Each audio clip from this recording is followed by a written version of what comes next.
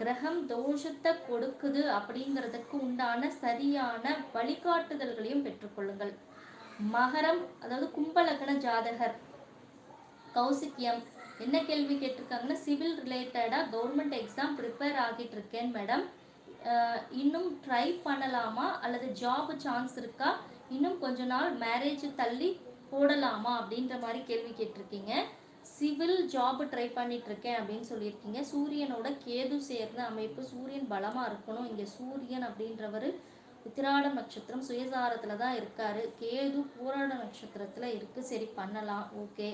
லக்னத்திற்கு 7ஆம் இடம், 7 சூரியன், 8 9 10 10ஆம் இடத்து ஆதிபத்திய கிரகம் செவ்வாய், சுவாதி ராகுசாரம் வாங்கி இருக்கு. திசை கேது திசை, புதன் புத்தி. சுக்கிர திசை ஆரம்பிச்சதுக்கு அப்புறம் அக்டோபருக்கு மேல திருமணத்திற்கு உண்டான வாய்ப்புகள் வரும். அது வரைக்கும் நீங்க தள்ளி போட்டு இருக்கக்கூடிய நிலை நல்லதுதான்.